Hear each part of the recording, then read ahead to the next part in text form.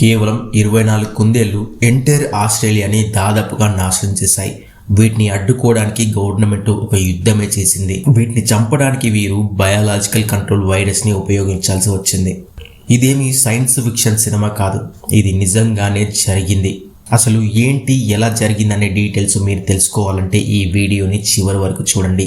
1859లో Australia settle అయినటువంటి ఒక బ్రిటిషర్కి hunting అంటే చాలా ఇష్టం. యూకేలో ర్యాబిట్స్ హంటింగ్ అనేది ఎక్కువగా ఉండేది. ఇదే ఇష్టం ఆ వ్యక్తికి ఇంగ్లాండ్ నుంచి ర్యాబిట్స్ తెప్పించుకునేలా చేసింది.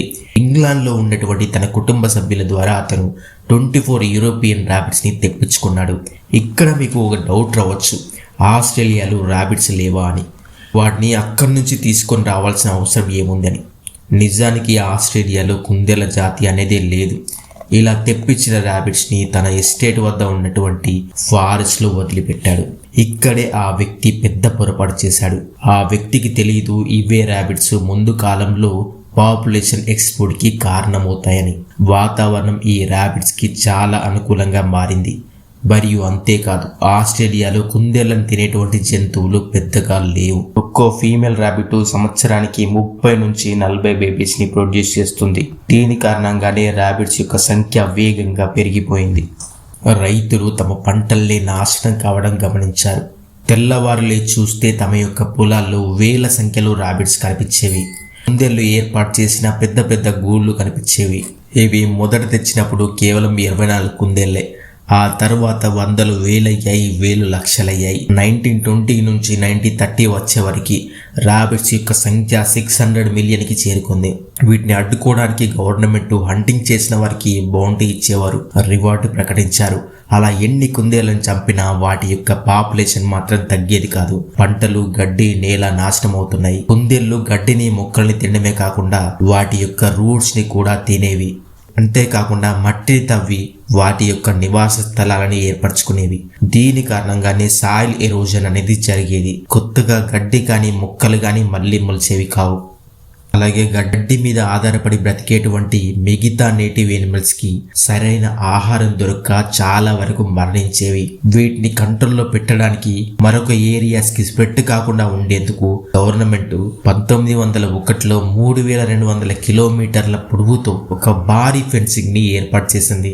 వారు అనుకున్నారు ఈ ఫెన్సింగ్ ర్యాబిట్స్ ని ఆపుతుందని. కానీ కొంతకాలానికి ర్యాబిట్స్ ఆ ఫెన్సింగ్ దాటి మరీ స్ప్రెడ్ అయ్యాయి. ఈ ప్లాన్ ఫెయిల్ అయిపోయింది. ఇక 1950లో సోడియం ఫ్లోరో అసిటేట్ గల 1080 పాయిజన్ ని ర్యాబిట్స్ కి ఫుడ్ లో కలిపి పెట్టారు. ఈ పాయిజన్ ఐడియా బాగానే వర్క్ అయింది. కానీ ఇక్కడ వచ్చిన చిక్కల్లా ఈ పాయిజన్ ని తిని ర్యాబిట్స్ తో పాటు మిగతా యానిమల్స్ కూడా చనిపోయాయి.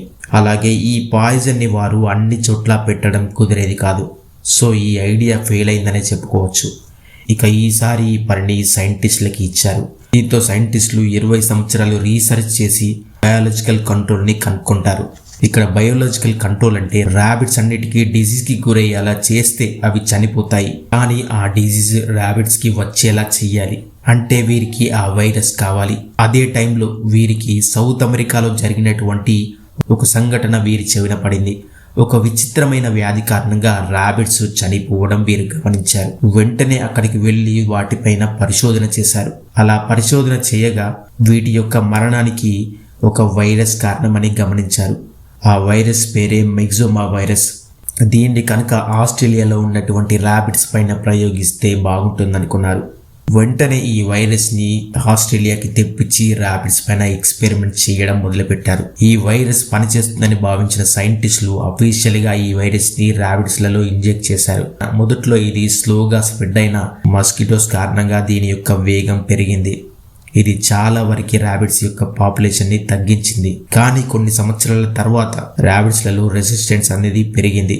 1996లో RHTV rabbit haemorrhage disease virus ఇది ర్యాబిట్స్ లలో ఇంజెక్ట్ చేశారు. ఇది ర్యాబిట్స్ యొక్క గ్రోత్ ని, పాపులేషన్ ని పడిపోయేలా చేసింది. ఈ వైరస్ సోకిన కుందేళ్లు ఇంటర్నల్ బ్లీడింగ్ అయ్యి చనిపోయేవి. దీనితో వీరు RHTV2 ని కూడా తీసుకొచ్చారు. ఇది కుందేళ్ల మీద బాగా పనిచేస్తుంది. ఈ వైరస్ లు బాగానే పనిచేసిన ఇప్పటికీ కూడా కొన్ని ఏరియాల్లో రైతులు ఈ కుందేళ్లతో ఇబ్బంది పడుతూనే ఉన్నారు.